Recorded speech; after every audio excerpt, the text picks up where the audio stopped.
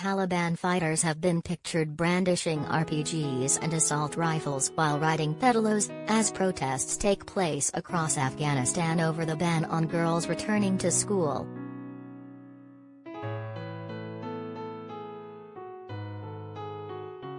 Images appear to show militants riding swan-themed vessels on the water at Band-e Amir National Park, once a hotspot for international travelers and domestic tourists, in central Afghanistan yesterday.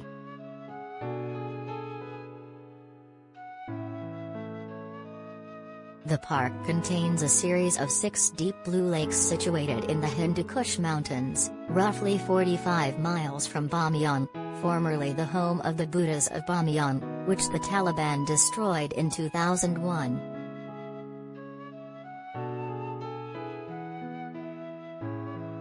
Afghanistan's new Taliban rulers, who set up a ministry for the propagation of virtue and the prevention of vice in the building that once housed the Women's Affairs Ministry, are now facing protests over the treatment of women and girls, just 1 month after overtaking the country's capital Kabul.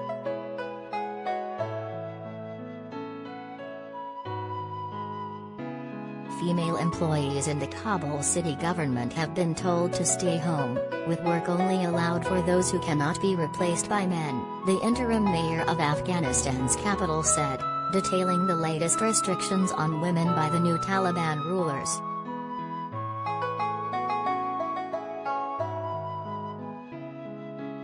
The decision to prevent most female city workers from returning to their jobs is another sign that the Taliban, who overran Kabul last month, are enforcing their harsh interpretation of Islam despite initial promises by some that they would be tolerant and inclusive.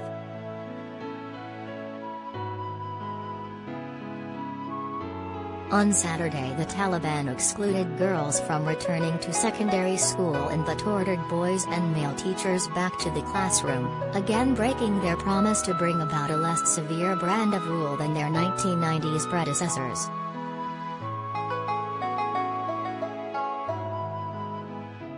During their previous rule of Afghanistan in the 1990s, the Taliban had denied girls and women the right to education and barred them from public life.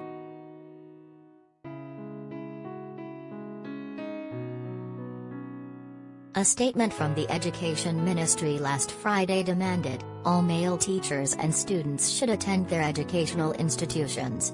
It made no mention of female teachers or pupils.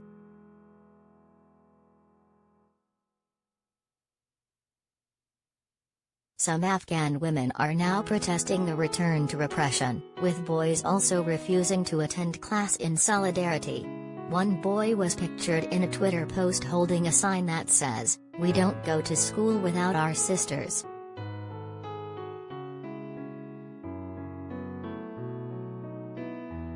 Afghans voiced their support for the child in the post's replies, with one saying, "Education is the right of every Afghan. We hope that the Taliban will allow our sisters to open schools as well."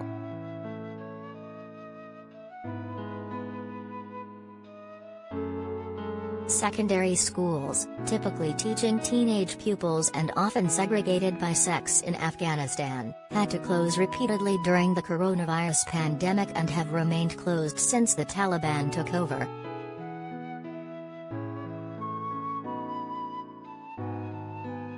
Primary schools have reopened, with boys and girls mostly attending separate classes and some female teachers going back to work, and the regime has also allowed women to attend private universities, but with harsh restrictions on their clothes and movement.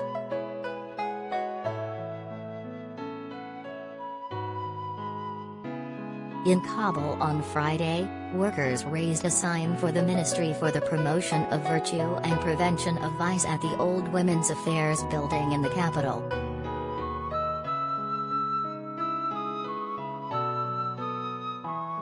Videos posted to social media showed female ministry workers protesting outside after losing their jobs.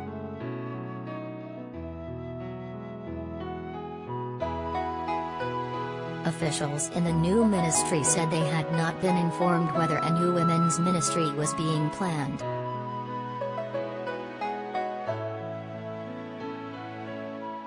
Now the United Nations says it is deeply worried for the future of girls' schooling in Afghanistan.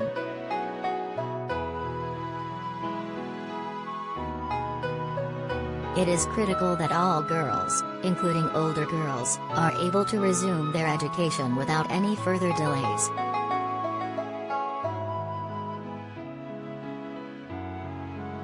For that, we need female teachers to resume teaching, the UN's children's agency UNICEF said.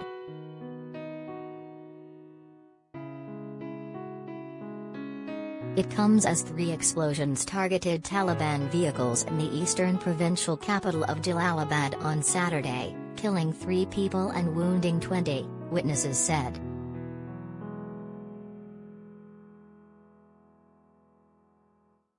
There was no immediate claim of responsibility, but Islamic State group's militants, headquartered in the area, are enemies of the Taliban.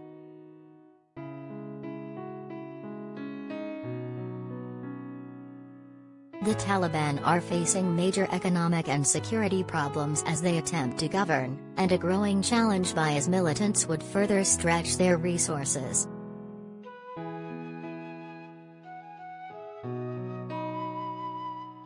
In Kabul, a new sign was up outside the Women's Affairs Ministry, announcing it was now the Ministry for Preaching and Guidance and the Propagation of Virtue and the Prevention of Vice.